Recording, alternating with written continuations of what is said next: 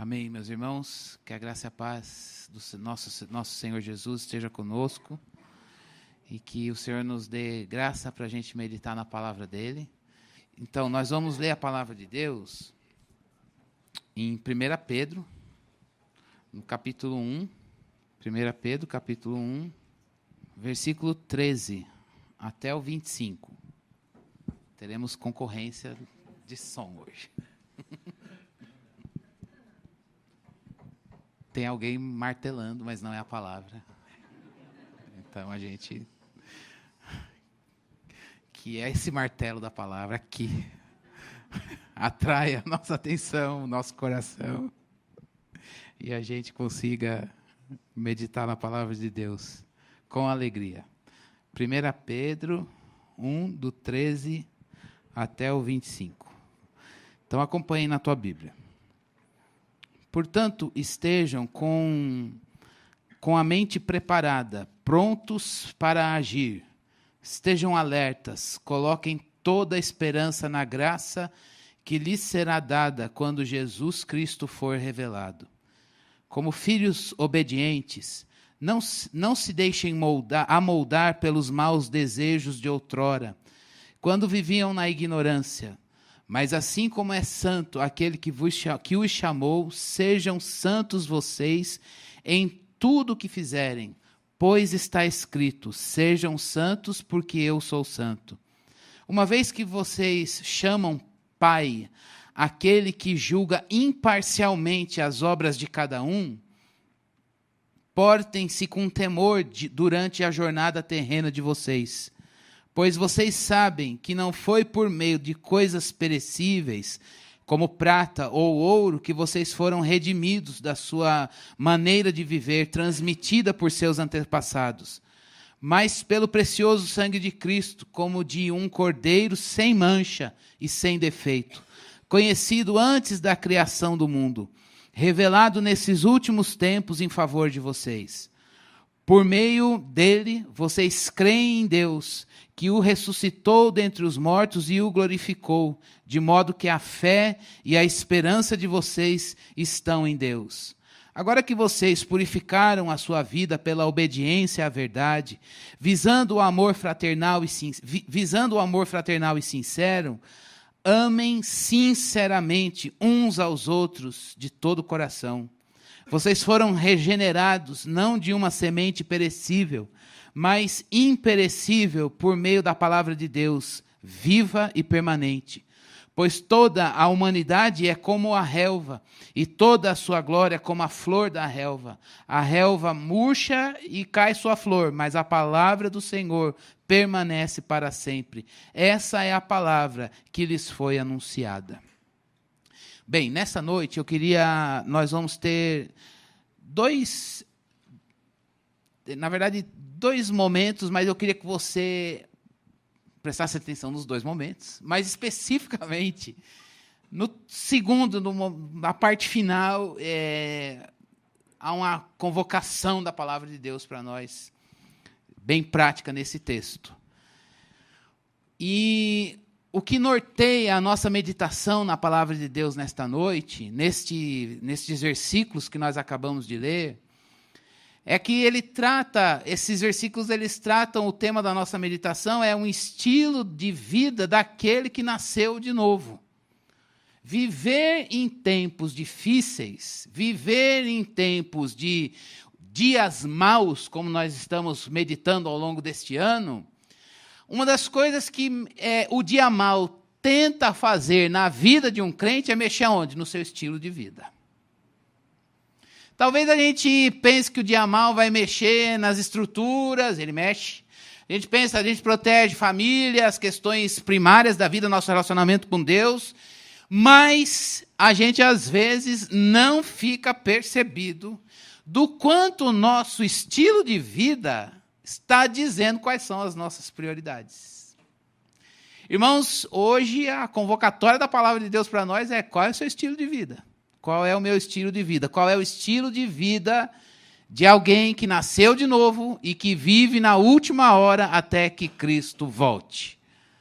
Para isso, nós nós devemos pensar, irmãos, que qualquer que seja a dificuldade que você passe, que você passará, ou a adversidade que eu tenho que enfrentar, que você tenha que enfrentar, esteja enfrentando hoje, dificuldade e adversidade, isso não tem o poder para roubar a vida de Jesus na vida daquele que decidiu seguir Jesus. Olha, irmãos, Paulo disse para Timóteo que os homens podem errar, pode acontecer muitas coisas com os homens e por causa dos homens, mas ele diz que a palavra de Deus, ela não está algemada. Por isso, a nossa segurança hoje é dizer, Deus, que eu enfrente a dificuldade, que eu enfrente a adversidade, mas eu não quero que isso roube o evangelho da minha vida. Eu não quero que a adversidade e a dificuldade me faça perder de vista o essencial. Perder de vista o que é prioritário. Perder de vista Cristo e a palavra. Por isso, irmãos, a salvação, ela não é só um ato que a gente viveu no momento em que tomou conhecimento da verdade do Evangelho e aquela alegria inundou o nosso coração e a gente diz, Deus, obrigado porque eu conheci Jesus, porque eu estava cego, porque eu estava perdido, porque eu estava nas trevas, mas agora os meus olhos veem a clareza da verdade, a clareza de Jesus, a verdade, o caminho e a vida. Como se fosse a conversão um evento passado que aconteceu e nos marcou, do qual a gente guarda na caixinha de lembranças. Não. Aquele evento que quando nós nos deparamos com a verdade e chegamos a Cristo, ele tem reverberações e renovações no seu dia a dia. No meu dia a dia. E o dia a dia continua, seja no dia, ainda que no dia mau. Por isso, a pergunta de Deus para nós, é engraçado que às vezes a gente diz assim, acho que Deus vai deixar a gente levar a vida do jeito que a gente... Não vai. Ele não vai. Deus não deixa a gente do jeito que a gente quer viver, não. Deus é aquele que diz assim, está cômodo, Cristiano, mas está errado. E aí ele vem e dá uma cutucada e a gente diz, lá vem Deus mexer na minha vida, está tudo bem, está tudo no meu controle, meu dia a dia está bom, meu estilo de vida. Aí eu saio da minha casa, vou na fonte, o pastor vai falar como é que está o meu dia a dia, qual é o estilo de vida que eu estou vivendo. Pois é, irmãos. Deus é o Senhor de todo o nosso ser. Deus é o Senhor de todas as áreas da nossa vida. Deus é o Senhor, tudo que te diz respeito, tudo que me diz respeito, tudo que faz parte de você, Deus tem interesse. Deus quer ver o senhorio de Jesus em todas as áreas da nossa vida. A gente às vezes dá uma resistida, luta, tem coisas que já ficaram nosso patrimônio, e a gente já colocou uma plaquinha de ativo imobilizado, dizendo, isso aqui é número 2, primeira coisa, lutei para conquistar, não entrego, que é meu. Mas o Evangelho de Cristo Jesus, ele quer mexer no seu estilo de vida. Qual é o estilo de vida daquele que foi salvo por Cristo Jesus? A primeira coisa daquele que foi salvo por Cristo Jesus e que tem um estilo de vida na graça de Deus, que vive no dia mau, de acordo com o Evangelho, vive essa salvação, é que o nosso estilo de vida é viver como Jesus. Ah, choveu no molhado, já sabia, vamos embora. Não. É viver como Jesus. E o que é viver como Jesus? Não ao longo de outros textos, mas deste texto em que Pedro sinaliza alguns pontos para nós lembrarmos que o estilo de vida de um seguidor de Jesus é viver como Jesus. Talvez a primeira coisa que você vai pensar, vamos pensar num estilo de vida mais simples, identificação com os pobres, de jeito nenhum. Isso é importante, necessário e até faça parte. Mas Pedro sinaliza algumas coisas, e aí ele sinaliza esses pontos daquele que vive de acordo com a vida de Jesus. E, irmãos, isso é muito claro para nós, e há um consolo de Deus dizendo, por favor, ele instituiu e ele dá poder para a gente viver. Primeira coisa, do viver como Jesus. Está lá do versículo 13 até o versículo 16, depois do 14 até o versículo 19. A primeira coisa de viver como Jesus, seguindo a vida de Jesus, isso representa para nós um entendimento pronto para entrar em ação. O que significa isso?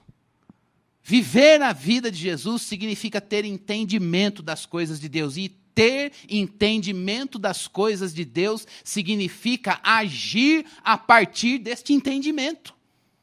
Olha o primeiro versículo que a gente leu. Estejam com a mente preparada. Primeira coisa daquele que é um seguidor de Jesus, ele tem uma mente preparada. E essa mente preparada é para quê? Para prestar vestibular e ganhar o prêmio de alguma coisa? Não. É uma mente preparada para agir. É uma mente preparada para discernir as coisas. É uma mente preparada para vigiar. É uma mente preparada com o Evangelho de Cristo Jesus para responder em ação diante dos desafios da última hora. Diante dos desafios do dia mau. Eu vou mudar a pergunta. Nós aqui hoje queremos um estilo de vida com uma mente preparada na palavra, no Evangelho de Cristo Jesus, com a mente de Cristo, como disse Paulo na carta aos irmãos de Corinto, para poder viver e agir sabiamente. Viver como Jesus. Irmãos, Jesus não teve uma palavra e uma ação sem propósito. Ele não teve uma palavra e uma atitude aleatória, gratuita, sem saber de onde e para onde. Jesus agiu da maneira correta para a glória de Deus em todas as situações. Aí você vai dizer, mas Jesus é Jesus e eu sou eu. Mas a palavra de Deus diz que Jesus nos deu o seu Espírito, que projeta a vida dele em nós, e esse deve ser o nosso alvo, o nosso foco. Eu quero ter uma mente preparada pelo Evangelho, para agir a partir do Evangelho. Isso é viver como Jesus. Isso é estilo de vida. Irmão, a gente vive num mundo que prega um monte de coisa para nós, não é verdade? Um mundo que impõe um monte de coisa para nós. E é nesse momento que a gente costuma olhar tudo isso e dizer, se você não tiver uma mente preparada, a gente sucumbe. A gente se entrega, a gente vai comprando o que nos vendem e a gente vai tentando fazer síntese do Evangelho com outras coisas, quando o Evangelho diz que é isso e o mundo prega que... O Evangelho está dizendo que o que o mundo prega, o Evangelho não consegue casar. Portanto, eu não vou me estender nesse ponto. A primeira coisa que a gente precisa pensar hoje, viver de acordo com Jesus, é ter uma mente preparada. Uma mente preparada com a palavra. Isso nos leva para um segundo ponto ainda desse viver com Jesus. Preste bastante atenção aqui. Ele diz, olha, além de ter essa mente preparada, nós devemos estar prontos para agir a partir dela, estejam alertas e coloquem a esperança na graça. Em outras versões você tem aí, seja sóbrio. E aí o que ele está falando? Ele está fazendo oposição à embriaguez da cabeça. Talvez você fale assim, Cristiano, a gente não vai tomar uns goró e não vai ficar embriagado, beleza? Nós não vamos ficar em êxtase, tá certo? Esperamos que. Mas não é só com essa embriaguez física que a gente tem que ficar esperto. A gente tem que ficar esperto com essa embriaguez da cabeça. Quando a nossa mente ela está desconectada das coisas. Quando a nossa mente, a gente pode chamar isso de uma embriaguez mental, nem sei se existe essa palavra, mas a gente pode colocar aqui. Uma embriaguez mental que faz com que a gente não vigie. E quando a gente não vigia, a gente é levado por seduções. A pior coisa é um crente que é levado por essa embriaguez mental. Eu já caí nessa, você já deve ter caído nessa. Quando você vai andando, sem vigiar e discernir as coisas, sem aquela mente preparada. O oposto da mente preparada é uma mente embriagada. E uma mente embriagada é uma mente que é presa fácil. Ela é facilmente atraída, facilmente seduzida, ela não discerne as coisas, ela se deixa levar, ela faz com que a gente ande em queda por descuido ou por omissão. É a pior coisa. Quando a gente sabe a verdade do Evangelho, a gente se desconecta dessas coisas e a gente se descuidou. A gente deixou de pensar a fé cristã. A gente deixou de refletir a vida pela lente do Evangelho. Aí outras filosofias, outras ideias, até ideias boas, podem seduzir o nosso coração. Irmãos, a gente tem que jogar a toalha diante de Deus aqui e dizer, Deus, com facilidade a gente pode se desconcentrar espiritualmente. Desconcentrou espiritualmente por essa embriaguez mental com as coisas deste mundo. Você consegue perceber como as coisas deste mundo seduz você? Quais são essas coisas? De que maneira as coisas deste mundo, às vezes elas não são pecado e nem ruins em si mesmas. O problema é que elas ocupam o lugar de Deus no nosso coração e um lugar que elas não, um poder que elas não têm, porque elas não são, essas coisas não nos criaram, não nos redimiram. E aí, quando a gente sucumbe a essa embriaguez mental e a gente fica andando nesse mundo, levado por essa falta de propósito, é a pior coisa, porque a gente não sabe que o propósito principal de um crente qual é? Viver para a glória de Deus. A gente encontra alegria nisso. Deus, eu estou na prova, mas eu quero viver essa prova para a tua glória.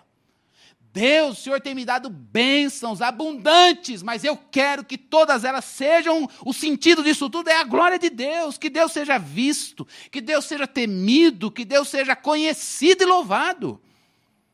Quando Deus não é mais o motivo, a gente perde o sentido e propósito. Aí, irmão, você pode ter bênção, você pode ver o milagre na tua frente, você pode ver fogo cair, mas nada, você fala, foi legal. Eu vi hoje, o culto foi uma benção, agora, pastor, se hoje o fogo caiu, amanhã tem que ser labareda. Depois que foi a labareda, o céu tem que se abrir. Depois que o céu se abrir, tem que ter anjos voando em todos os lugares. Eu tenho que ver os anjos voando. E aí é uma experiência nova, mas no fundo, Deus não satisfaz mais. E a expectativa, ela está sempre, talvez, no que ele vai fazer. E ele faz. E tudo que ele faz é bom de ver, é gostoso. Enche os nossos olhos, traz brilho no nosso olhar. A gente dá um glória bem gostoso para ele. Cheio de alegria, fervor e temor no coração. Mas, irmãos, Deus nos basta. Ele nos basta. Mas quando a gente está com embriaguez de mente, a gente se descuida, se desconcentra. É a pior coisa quando a gente se desconcentra espiritualmente e cai no descuido. Ou cai pela omissão. Isso não é uma mensagem de juízo, isso é uma mensagem de Deus dizendo, por favor, eu quero vocês aqui. Chamando você e a mim.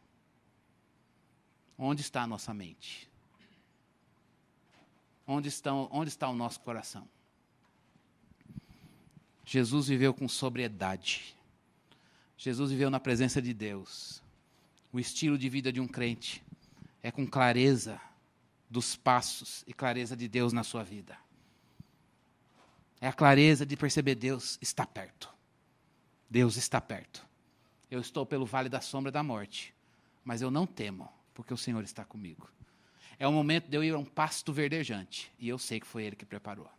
É o momento de eu provar águas tranquilas, pois eu sei que elas são produto do cuidado do Supremo Pastor na minha vida. Em todas as coisas, a gente sabe de uma coisa, o pastor está ali presente. E ele é o motivo de tudo. Irmãos, que a nossa mente seja renovada nesta noite. Uma mente renovada, uma mente pronta com a palavra, livre da embriaguez. Outra coisa de viver como Jesus, espera com alegria. Só Jesus. Quem é que espera com alegria? Só Ele. Mas Ele nos ensina, irmãos. Esperar com alegria e confiança. Na semana passada eu disse isso. Eu fico imaginando que quando a gente chegar na eternidade e a gente fechar os nossos olhos e a gente contemplar o Senhor. A gente andou aqui sem vê-lo. Nós não vimos o Senhor e não precisamos vê-lo para continuar andando. Nós andamos aqui esperando com confiança e alegria. O quê? O desvelamento.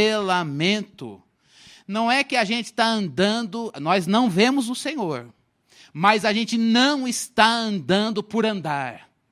Nós estamos andando, esperando com confiança e alegria o dia em que nós nós teremos desvelar diante de nós aquilo que nós sabíamos que estava conosco. Eu estou falando não como um ser, mas o Deus que sempre esteve conosco, mas que nós não vemos. Mas vai chegar um dia que nós poderemos vê-lo. Em que nós poderemos olhar e dizer: Deus, eu te aspirei a vida toda. Mais do que tuas bênçãos, mais do que todas as coisas, o que eu mais quis na vida foi os meus olhos te veem. E o Senhor sempre esteve lá, mas eu não te vi. E por isso nós precisamos de fé. Fé é certeza de coisa que você não vai ver. Mas Ele está aqui. E ir para a eternidade, irmãos, estar com o Senhor, não é dizer: oh, muito prazer, agora eu sei que é Jesus. Não, é que bom, o Senhor sempre esteve comigo, agora os meus olhos te veem. Faz toda a diferença. A alegria e a confiança é saber: eu não preciso vê-lo para provar de amizade com Ele. Eu não preciso que os meus olhos vejam o Senhor para que eu tenha um relacionamento com Ele. E quando a gente estiver na eternidade com Ele, a gente vai olhar para esse relacionamento que começou aqui, um relacionamento de espera, de fé, com esperança, e a gente vai dizer: que bom, eu antevi o Senhor. Eu tive experiências com o Senhor, eu te provei, mas eu não te vi. Por isso eu criei e esperei sem ver, e o Senhor sempre esteve lá. A pergunta, então, para nós hoje é: você espera estar com o Senhor e lá vai ver Cristo? Ou hoje o relacionamento com Ele é real? Irmão, se o nosso relacionamento com Ele hoje não é real, a gente não vai esperar nada no céu, não. A gente nem vai pensar em céu. É o nosso relacionamento com Cristo que faz a gente dizer: eu não vejo a hora. É a vida diante dele hoje que faz a gente dizer: eu não vejo a hora. Eu não quero ir embora por fuga. Se o Senhor quer que eu passe, eu vou passar. Mas Maranata, vem Senhor Jesus. Quem dera fosse hoje. Mas enquanto o Senhor não vem, eu quero te conhecer cada vez mais. Eu quero te ouvir cada vez mais. Eu quero ver o Senhor ser revelado em mim cada vez mais. Essa é a esperança do crente. Irmãos, a nossa alegria da espera e a confiança, ela está atrelada ao relacionamento presencial, ao desfrute da presença de Cristo hoje. Ele não está fisicamente aqui, mas Ele está em nós. Ele mandou o seu Espírito para habitar na sua vida, na minha vida, e a presença dEle é real em cada um de nós. Antes, no Antigo Testamento, como uma sombrinha do Novo, Deus disse: eu estarei aonde? Naquela casa, que é um templo. Pois hoje a palavra de Deus diz lá no livro de Efésios que a igreja, ela é chamada de família de Deus, corpo de Cristo e templo do Espírito. É você, sou eu, e cada um de nós somos cheios pelo Espírito Santo, que é o Espírito dele. Não viver isso, irmãos, é um desperdício. É uma negligência da nossa parte. Deus se deu a você. Deus se deu a mim para viver em você e para viver em mim. Que alegria! O que nós fizemos? Nada. E por que Ele quis? Porque Ele ama e é gracioso. Mas em mim, Ele vem morar aqui. Sim, onde abundou o pecado, superabundou a graça de Deus. E isso faz a gente viver Jesus aqui hoje. Ele está aqui. Apesar de mim, Ele está aqui. E eu não vejo a hora de estar com Ele na eternidade. Irmãos, essa espera com alegria, a partir desse relacionamento com Deus hoje, dá ânimo para nós. Desperta a gente para reorganizar a nossa vida aqui até que Ele venha ou nos recolha para Ele, conforme os planos de Deus, estabelecer as prioridades a partir do Evangelho de Cristo Jesus. Em outras palavras, viver aqui num relacionamento de fé e esperança com Jesus, vivendo Jesus na tua vida e na minha, muda a gente. E isso faz a gente esperar cada vez mais o céu e a eternidade. Jesus viveu com esse estilo de vida. E é isso que Ele deixou para nós. Pedro está dizendo que a gente tem que ter uma mente pronta, não embriagada, pronta para agir. Vigilância e não embriagada que cai. Uma vida com espera e alegria. E aí, a gente também moldar a nossa vida com a vida de Cristo. Está aqui no texto. Viver com um estilo de vida é dizer, Deus, eu quero moldar a minha vida com a vida de Cristo.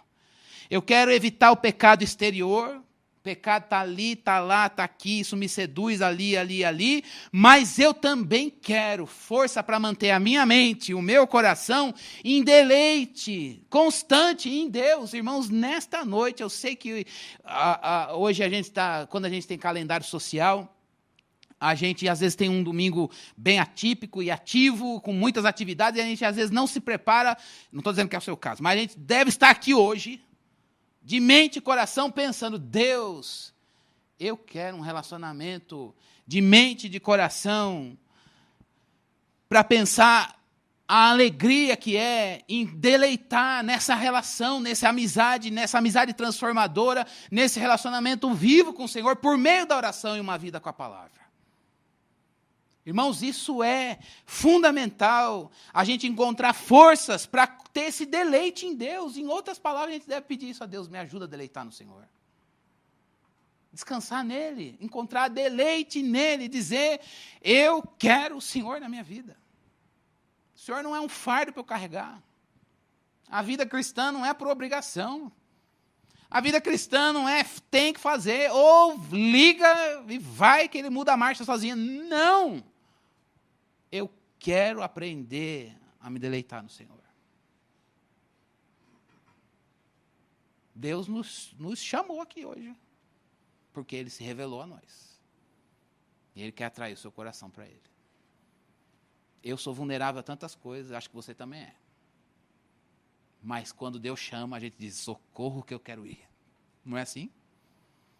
A palavra dele fala, você pode, Deus, hoje eu saí de casa para romper com aquela pessoa. Aí o evangelho diz, perdoe, ame. Aí você fala, não é que eu estou gostando de perdoar, de amar. E a humildade, eu estou gostando de ser humilde.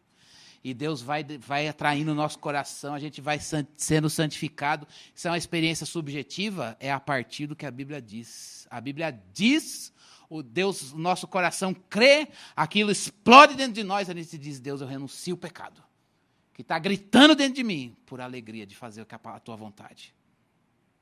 Fracos, moídos, mas a gente diz, Deus, como é bom se deleitar no Senhor e na sua vontade. Quando foi a última vez que a gente encontrou deleite na vontade de Deus? E dizer, Deus, obrigado porque eu estou vivendo. Quando foi a última vez que, do seu jeito, eu e você, nós nos expressamos para Deus em gratidão, dizendo, Deus, obrigado, porque hoje eu posso me deleitar no Senhor. Quando foi a última vez que a gente chegou para Ele e disse, Deus, obrigado, porque o Senhor é a minha alegria. É na tua presença que eu quero viver. Por que modelar a vida de Jesus? Por que trocar, irmãos? Por quê? Por medo? Não, por temor e adoração. Deus vai julgar. E a gente não tem medo de Deus vir julgar a gente.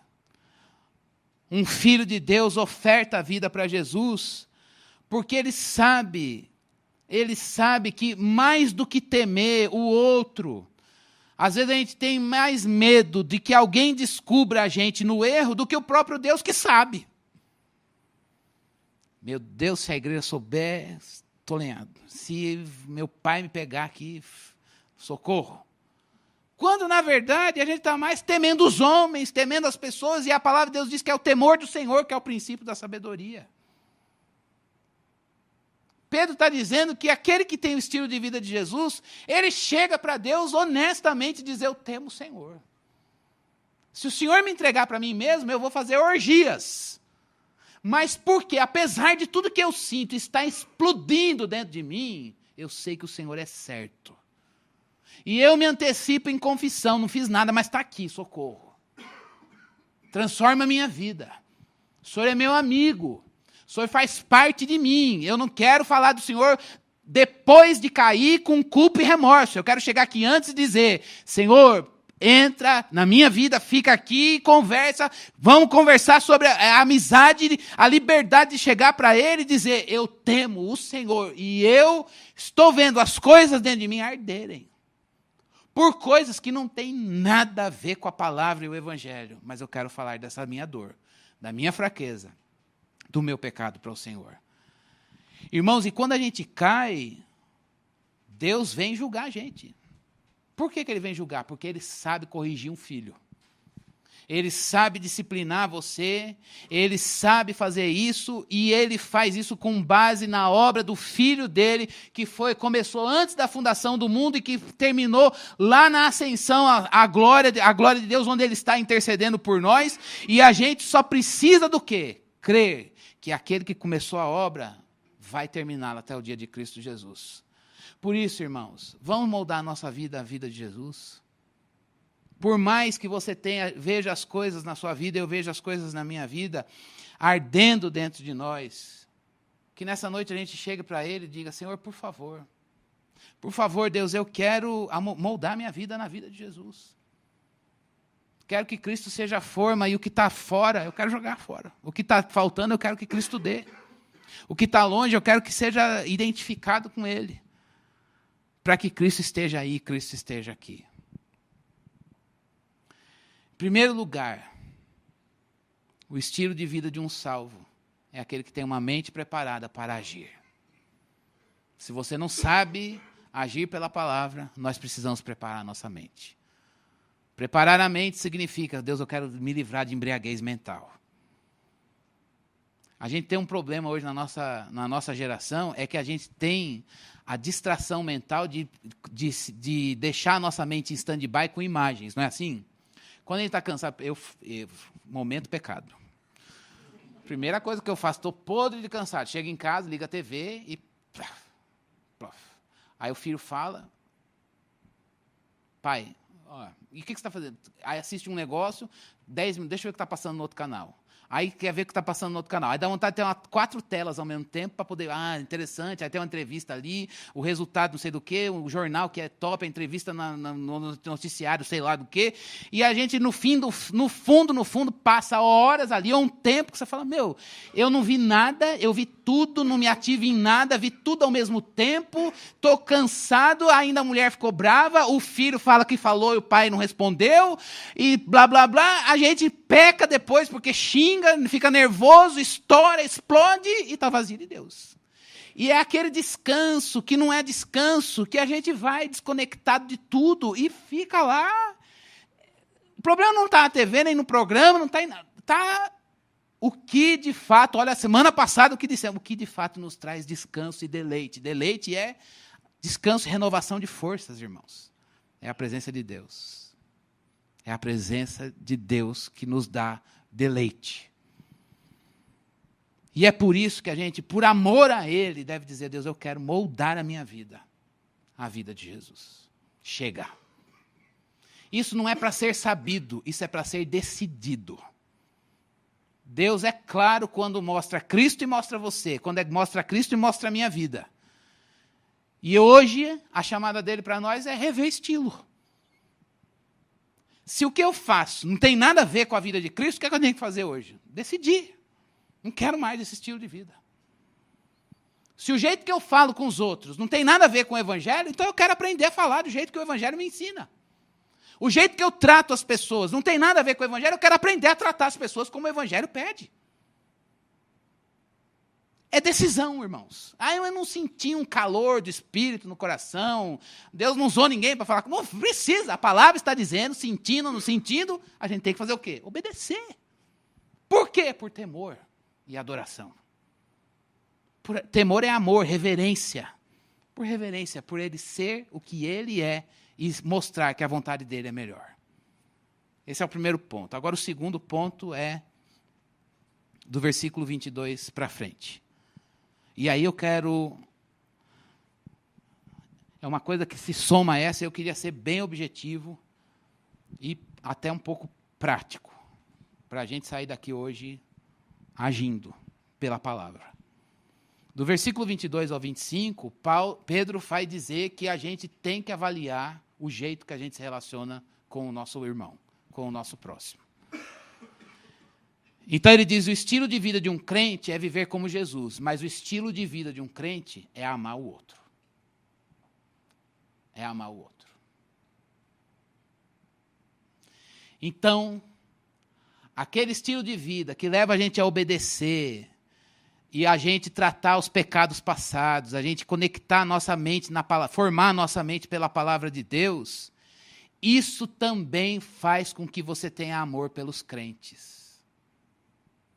Em outras palavras, irmãos, não tem como a gente ter um estilo de vida bombando com o Senhor, feliz na oração e na palavra, e não amar crente. Não tem como. E aí eu tinha uma professora no seminário que ela dizia erroneamente assim, brincando, na piada. Quando a gente contava, o que aconteceu? Aconteceu um negócio assim, não sei o que lá, não sei o que lá. Ela, só Jesus para gostar dos crentes. Está errado. Não é só Jesus para gostar dos crentes. Pois é Jesus que gosta dos crentes, porque a gente imita e amolda a nossa vida dele, e a gente também gosta dos crentes.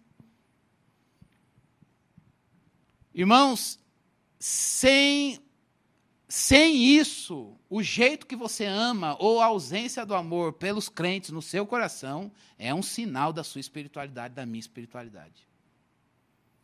E o que o Pedro está dizendo que o amor, como é que tem que ser esse amor? A primeira coisa que ele diz, esse amor pelo crente, tem que ser um amor sem representação. Aí, socorro Jesus. É um amor sem representação. Quais são as nossas representações de amor? O microfone está aberto. Mas não vamos falar, mas pense aí. É isso que ele está dizendo com um amor não fingido. Um amor não representado. Um amor não fingido. Um amor que não precisa ser expresso em modelos que a gente elege, às vezes. Não é sinal externo só. Então, irmãos, a gente tem que avaliar do mínimo. Vamos para o mínimo, vamos para o micro. Depois do macro, o Senhor dá conta. Eu vou pensar nos nossos mínimos, no olhar, no estender a mão e dar paz, que a gente faz. No dizer boa semana e até semana que vem. Ou no dizer vamos orar. Ou, estou falando de coisas de mim, eu também. A gente marca.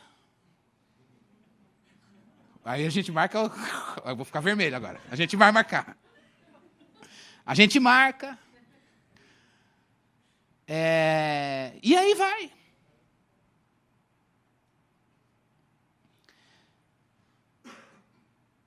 É no oi amado, ô querido. São recursos da língua que a gente tem para expressar, mas a pergunta é, isso é representação ou é linguagem do coração? Isso só você sabe. Só você e Deus sabe, só eu e Deus sabemos. Mas o que Pedro está dizendo é que quando a nossa vida está no estilo da vida de Jesus, o nosso amor não é representação, ele é de fato. Irmãos, eu quero dizer agora especificamente, se você está com sono, acorda, se você está com a mente embriagada, cai na real e fica aqui. Não existe crescimento de igreja sem crescimento no amor de um pelo outro. Jesus disse que o mundo vai saber que nós somos discípulos dele se nós nos amarmos uns aos outros.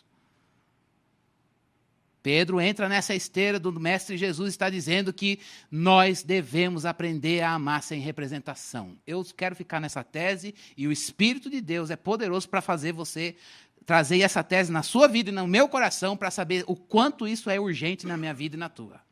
Amar sem representação.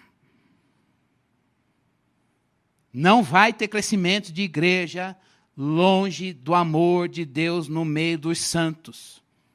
Isso é para a fonte, para a presbiteriana, para a assembleia, para a pentecostal, não sei de onde, para qualquer igreja. O crescimento do povo de Deus em qualidade, em vida de Cristo, ele se manifesta. Cristo no meio do povo, quando ele está ali, nós somos renovados no seu amor. Por isso, irmãos, esse amor não fingido, longe da representação, É aquele amor que faz com que a gente ame alguém longe de querer uma personalidade pré-determinada. A gente, às vezes, não vai fazer escolhas prévias. Deixa eu ver qual PG eu vou. Quem são as pessoas daquele PG? Não vou. Quem são aquelas pessoas que... Deixa eu ver que evento vai ter. Quem vai... Não, aquele... Escolhas prévias. O motivo é Cristo morreu por ele. Fraco ou forte, difícil ou fácil de lidar, Cristo morreu por ele. O amor de Deus vai me ensinar a lidar com ele. Eu não vou fazer escolhas prévias. Deus me uniu a ele, eu vou caminhar junto. É difícil, socorro, Jesus, mas eu quero aprender a amá-lo. Ponto. E aí eu quero ser bem prático agora, eu quero tomar emprestado, adaptar uma lógica de um texto que eu li, que está disponível para a gente ler em vários livros aí, depois eu passo a fonte, mas a gente precisa aprender a amar pessoas difíceis. Deus põe você no meio de pessoas difíceis. E eu vou dizer uma coisa, você é uma pessoa difícil para alguém. Eu acho que eu sou amoroso demais. Pergunta para minha mulher. Eu sei como ele é difícil. E você é difícil para alguém, sim. Alguém é exercitado na piedade por conviver com você. E você também é exercitado na piedade por lidar com alguém. A pergunta é, nós lidamos com amor? E é o amor de Cristo, irmãos. Porque se não for com o amor de Cristo, é pecado. E a gente está se enganando. Por isso, como é que a gente precisa avaliar seriamente essa convocação da Bíblia para nós? Espera aí, eu quero que Deus avalie o meu amor pelos crentes. Eu quero que o Senhor mostre para mim se eu tenho escolha prévia, se eu me acho fácil e todo mundo é difícil. Se todo mundo é tranquilo, todo mundo tem problema, menos eu sou adaptável, onde põe eu floresço. Pode ser que o Espírito de Deus forjou essas virtudes de Cristo na sua vida mesmo, e isso é testemunho para a glória de Deus, mas às vezes a gente não se percebe como de fato nós somos. Por isso, irmãos, a primeira coisa que a gente precisa pensar no nosso desafio de lidar com pessoas difíceis é avaliar que talvez alguém seja difícil para você porque ela é difícil, ou talvez porque a tua avaliação e os teus critérios, a pessoa não se encaixa em cada um deles. E aí o resultado disso é o quê? Uma convivência atribulada. A gente precisa, irmãos... Como é que a gente faz, então? Se eu acho que eu estou lendo certo a Bíblia e estou exigindo o outro, o ponto é, ponha Jesus na coisa. Deus, deixa eu avaliar meu relacionamento com essa pessoa. A palavra não está... Deus, por que eu não gosto daquela pessoa? É por causa de mim, por causa dela, ou porque Cristo? Eu vou chorar isso, porque eu quero ver o Evangelho no nosso meio. Agora, se são... Irmãos, sejamos honestos hoje.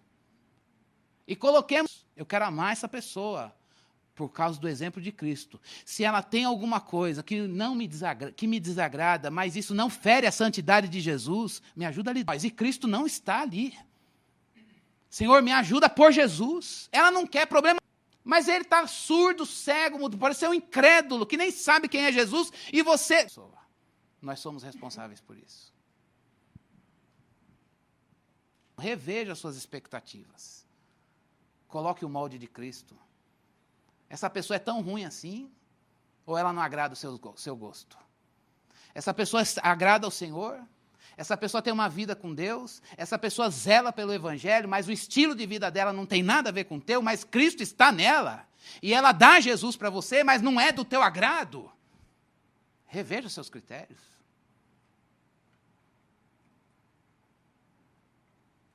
Irmãos, isso é uma coisa que exige de nós esforço, mas não é ruim.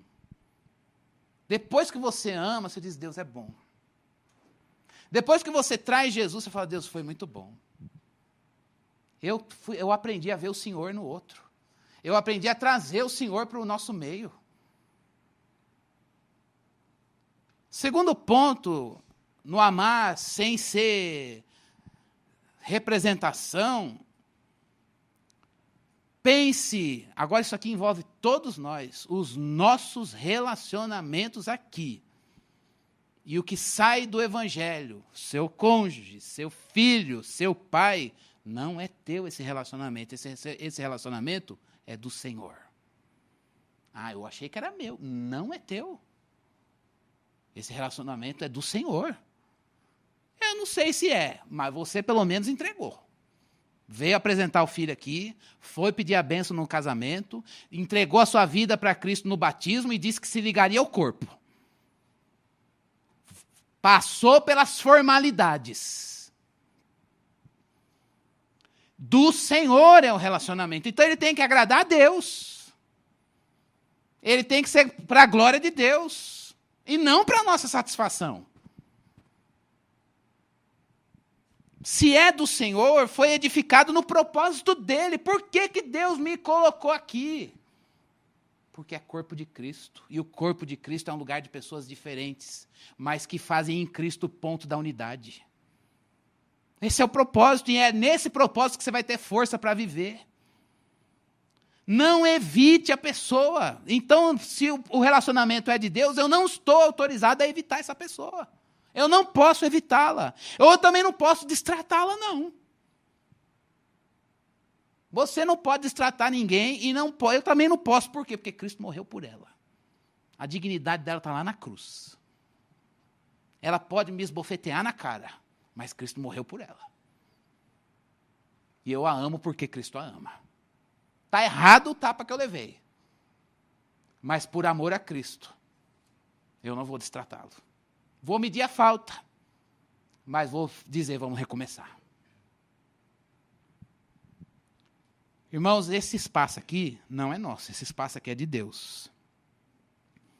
Nem é seu, não é meu. E o relacionamento que Deus nos deu aqui é uma oportunidade para a gente ser formado no caráter de Cristo.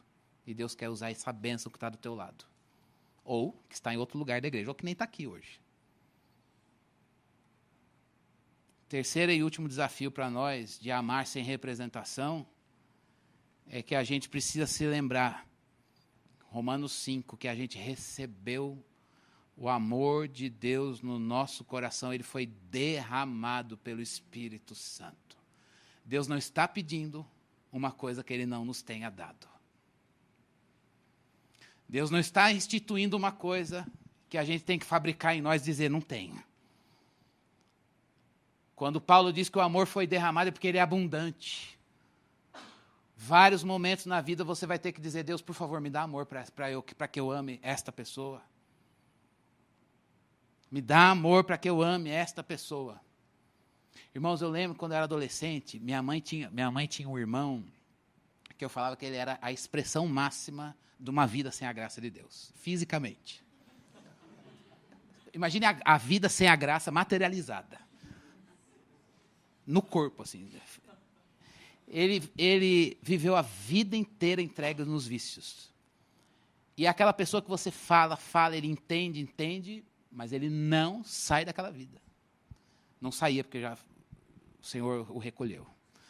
Mas na minha adolescência, a adolescência é difícil, uma coisa difícil de lidar, ele viveu a vida no vício e de tanto no álcool, ele perdeu conexões cerebrais. Então ele não tinha neurônio, e aí a própria fala dele era truncada, ele vivia na rua, não tinha casa, vivia aqui, um dia aparecia, outro dia sumia, ficava 3 anos fora. Eu lembro que numa dessas, minha avó morava em casa, ele apareceu anos depois sem um braço. Imagina a mãe, falou, filho, o que aconteceu? Aí ele volta embriagado e sem um braço. Então, e ele um braço, a perna quebrada, ou conectou, ou quebrou, desconectou e colou o osso de um jeito, então ele andava assim. Quando eu olhava aquilo na adolescência, a minha mãe falou, o seu tio está aparecendo. Eu já saía na porta e falei, aqui ele não vai entrar. Aqui ele não vai entrar. Não, aqui em casa não vai entrar. Aí juntava o meu irmão, que é mais velho, ele é mais macho que eu, assim, então ele falava, aqui não vai entrar, não vai. E minha mãe fala, filho, ele tem que ficar aqui. Ele tem que ficar aqui. Porque ele não, se nós não recebemos, ele vai viver na rua, ele vai morrer. E minha avó, mãe dele, morava com a gente. E eu olhava aquilo e falei, Senhor, eu não consigo amar essa pessoa. Ele é uma vida sem a graça de Deus expressa. E ele, irmãos, ele pensa que ele era um coitadinho? Era nada. Um soberbo que parava lá. Eu ia para a igreja, por exemplo, com Bíblia. Era uma igreja bem tradicional, tinha que pôr terno, ia de Bíblia e não tinha carro. Então tinha que andar, só faltava bicicleta para andar com a Bíblia e ir para a igreja. Eu ia de terno, passava na porta, ele, ó, irmão, vai louvar. Era assim.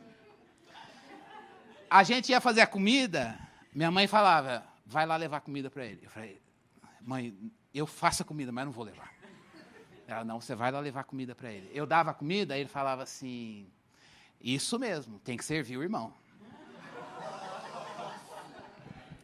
Então era uma coisa, meus 2 irmãos se conectaram, mas eu tinha 15 anos, 16, ele ficava na calçada, a minha escola é, sei lá quantos metros, da minha escola você via a minha casa. E a rua principal de acesso para a escola, ele ficava ali, fumando, cantando as meninas, mas pensa uma pessoa suja, fedida, com roupa rasgada, sem o braço, com a perna torta, falando coisa com coisa, fumando e cantando, e ele dizia, eu sou tio do Cristiano. Eu estava na 7ª série, aí todo mundo, eu vi seu tio lá na porta.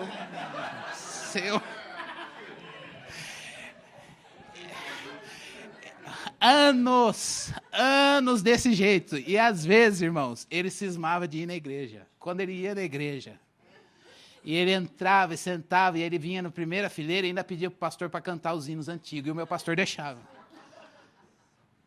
Irmãos, aqui, todo mundo na mocidade olhava, seu tio. Por que eu estou contando o caso da desgraça? Porque isso me fazia, irmãos, constantemente negar aquela pessoa. Mas isso só saiu, esse peso saiu do meu coração, quando um dia minha mãe chegou para mim e falou assim, filho, você já pediu para Deus te dar amor por ele? Porque a minha luta é, vamos projetar o ano que vem, quando ele vai sair. Procurei casa de recuperação, clínica, todas as coisas, fazer campanha para Deus abrir porta aqui, lá e acolá, vamos recuperá-lo em nome da salvação da vida dele, enquanto que ele tinha que ficar lá. Ele tinha que ficar lá. Ele precisava receber amor. Irmãos, a coisa mais difícil é quando o seu instinto rejeita a pessoa. Você tem aversão a ela. Mas, quando você chega para Deus e diz, Deus, eu não tenho amor por ele. Não tenho amor por essa pessoa. Eu tenho vergonha dela, eu tenho nojo dela, eu tenho repulsa a ela. Eu evito, eu quero dar um jeito de tirá-la da minha vida. Eu não quero conviver com ela. Mas, graça e pela misericórdia de Deus, Deus me ensinou a orar, dizendo, Deus me dá amor por ela. Irmãos, eu estou dizendo isso como um testemunho para a glória de Deus, apesar da minha fraqueza e pecado.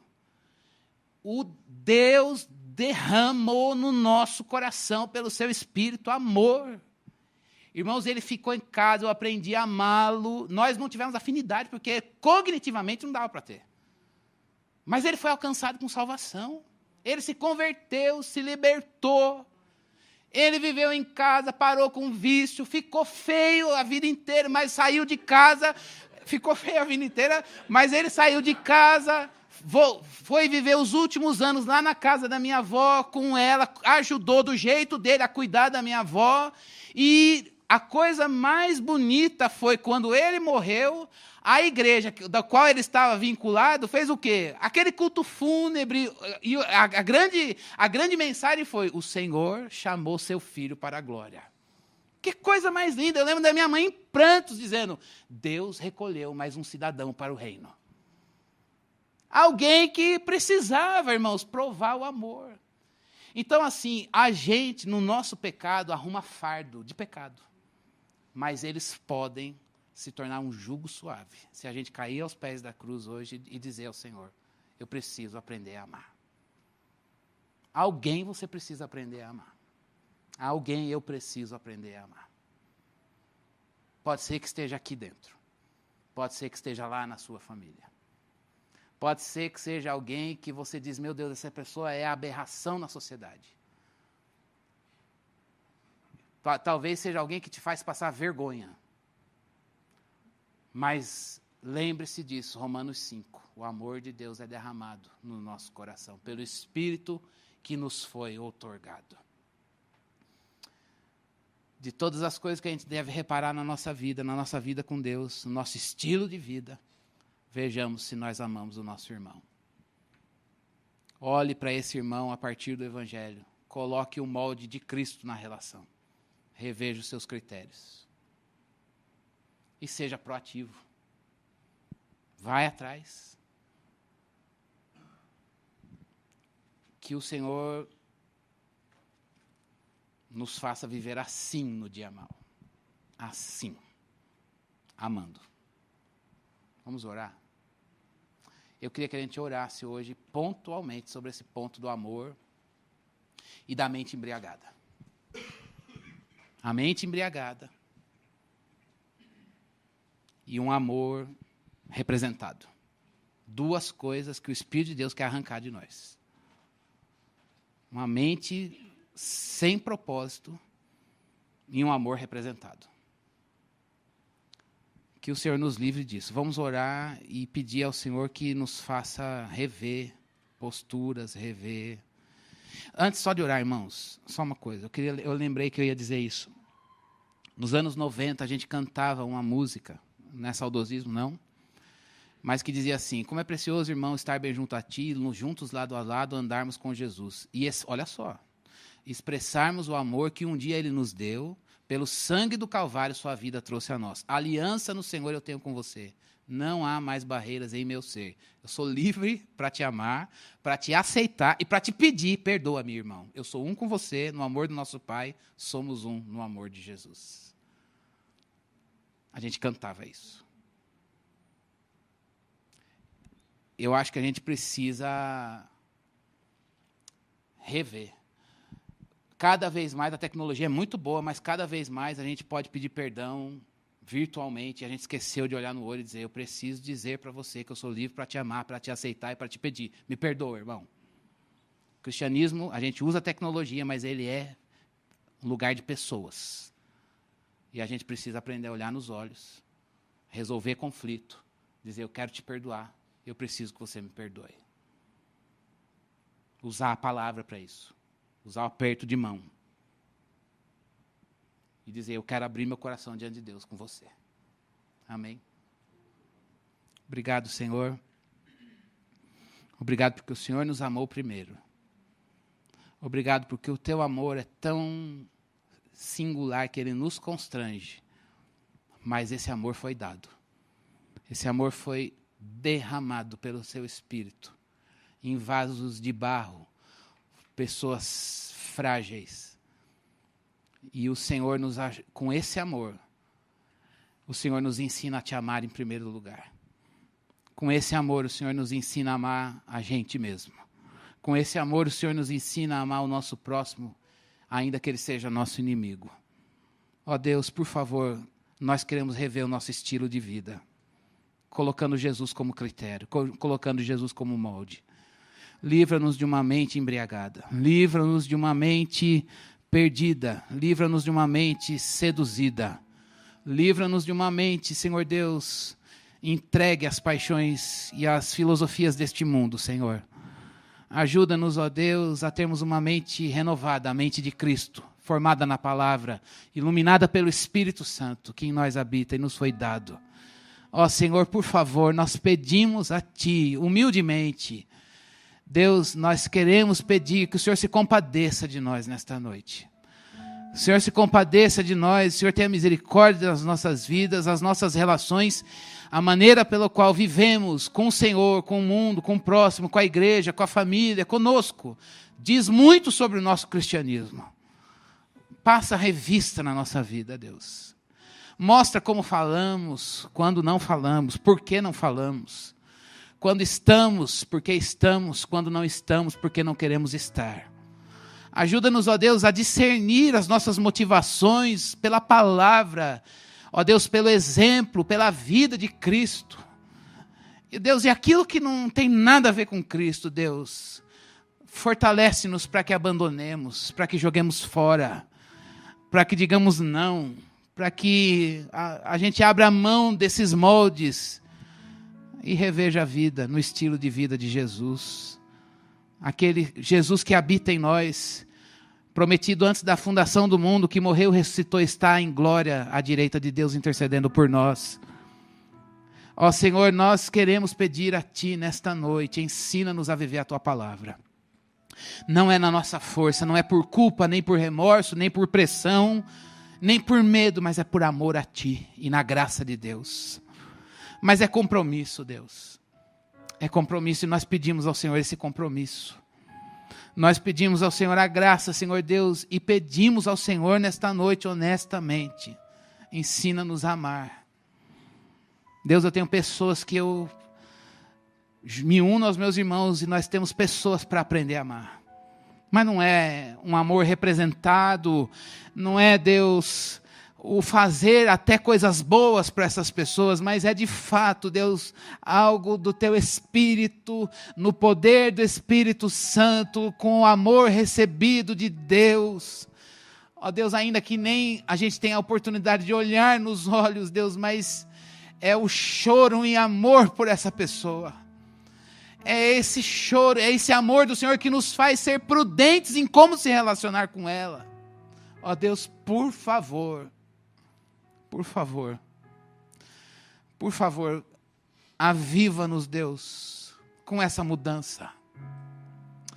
Aviva-nos, Senhor, com esse fervor no nosso coração, para ver, Senhor Deus, as nossas relações girando em torno de Cristo. E que Cristo vá nos atraindo um ao outro. Que Cristo atrai o marido à mulher, que Cristo atrai o pai ao filho, o filho ao pai, o irmão ao irmão, o líder ao liderado, o liderado ao líder. Deus, que Cristo nos atraia um ao outro em amor e nós encontremos vigor no amor com o irmão. Oh Deus, por favor, ó Deus, ensina-nos a viver neste mundo perdido. Com a Tua palavra e o Teu evangelho, ele é suficiente. Ó Deus, nós clamamos ao Senhor neste semestre, neste ano difícil, de dia mau, até que o Senhor venha, é dia mau. Deus, renova a nossa fé na palavra. Renova a nossa fé no evangelho, Senhor Deus, renova a nossa vida. Nós não queremos viver os nossos dias aqui sem a esperança da eternidade. Nós não queremos viver aqui sem a fé em Jesus e desfrutando um relacionamento vivo e alegria e confiança de saber que um dia estaremos contigo, Senhor. Ó Deus, que a Tua palavra, Senhor Deus, fique gravada em nós. E nesta semana nós respondamos em fé, em entrega da vida. É a nossa oração em nome de Jesus, para a glória do Senhor. Amém.